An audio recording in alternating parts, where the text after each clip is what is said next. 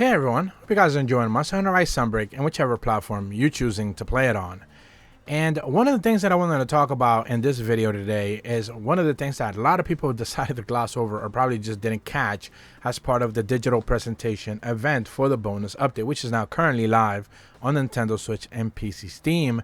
And that is the fact that Capcom decided to provide a lot of details and statistics regarding the game, and one of those was the final weapon tier list, essentially the final weapon usage numbers that we hadn't necessarily seen officially by Capcom since I believe the launch of Rise. Pretty much, I believe 2 months in, they decided to do a little bit of a developer blog update. They provided us with some numbers as to which weapons were being used by players all around the world the most. But since that specific update, we hadn't necessarily seen anything too official from them regarding giving us numbers until now. So the final pretty much patch update provides us just what the numbers ended up being and what was the most used weapons for all players. And you should be seeing the little bit of a trailer there that they provided. There's a bunch of numbers and statistics that they provided. I want to narrow everything down and talk about weapons, but at the back end of the video maybe I'll talk about a couple of other miscellaneous things that I did notice that were kind of interesting.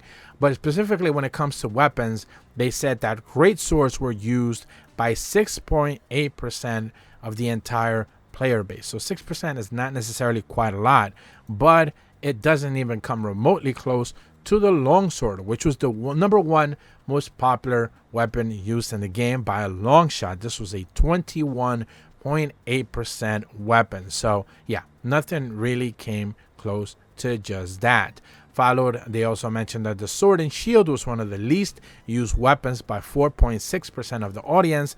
So, you know, sword and shield, while I had received a lot of buffs at the end of the day, it wasn't really up to par. Now remember, longsword was 21%, dual blades were 13.1%, and that is the second most popular weapon. So by almost half of what, you know, let's say a third maybe, more realistically speaking, longsword was more popular than dual blades, and dual blades are relatively popular. They have been, you know, used by a lot of players, but you know, it just never came close. The least used weapon out of all of them, shouldn't come to much of a surprise, is the lance. This was a 3.0% weapon usage. So you know, if you think about it, just 3% of the entire player base used the lance. Out of every 100 players, just 3 of them used lance as a main weapon or as a weapon in general. And it doesn't come to too much of a surprise. It probably just needs a lot of tweaking, but you know, it is what it is. I feel like they've tried to tweak that weapon for a while. It just never really ended up getting a lot of love. One weapon that did get a lot of love and it still didn't bring up the numbers is the gun lance. This is a 3.2% weapon. I believe it was the second least number used weapon in general for the game. But if you actually look at YouTube comments or like social media, you would imagine that gun lance is very popular because so many players talk about gun lance all the time. But in reality, they're a vocal, loud minority. It's not a popular weapon in the least, and it shouldn't come to too much of a surprise. Following that up is the hammer, 3.7%. Ryosu Sugimoto's favorite weapon is just a 3.7% usage weapon. So hammers have been nerfed for quite a while now in multiple games as of recently, and this is the result of it. Hammers are just not popular. So you don't see them online because they're not very good. Now hunting horn did get tweaked by a lot of updates, just so many different changes to the hunting horn, and it got completely reworked for this game. It is the easiest version of the hunting horn that we have ever seen in the game so far, and they said that this was just a 3.6% usage weapon. So it's right there with, you know, gun lance and pretty much hammer and stuff like that. So it's not very popular. Hunting horn is, you see it online for sure, but man, just 3.6%. Not a lot of players, which is a bummer, really is, because you know, hunting horn has received a lot of love.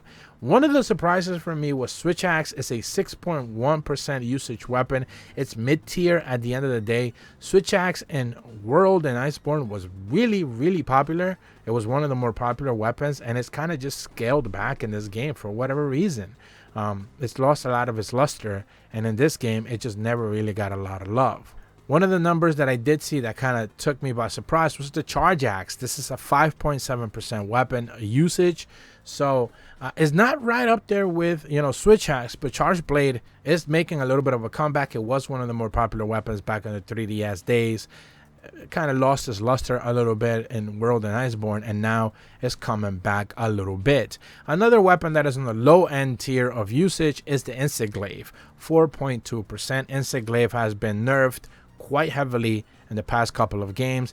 They did try to rework it, but not really all that much in this game. I personally started using the Insect Glaive when I started Rise, but eventually just switched to, light bowgun for obvious reasons and never looked back. Speaking of light bowgun, it is a third most used weapon in the game, and this is an 11.5% usage weapon. Now, if you play online, if you're doing end game content, you see almost everyone using light bowgun, and that is because it's very, very good. So for me personally, I would have thought light bowgun was more in the 15 to 17% range, probably the second most used weapon, but according to Capcom, it's the third most used weapon.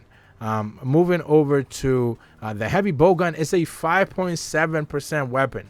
According to their numbers, not a lot of people are using the heavy bowgun. Again, if you look at end game content, a lot of people are using heavy bowgun, especially if you're using elemental pierce.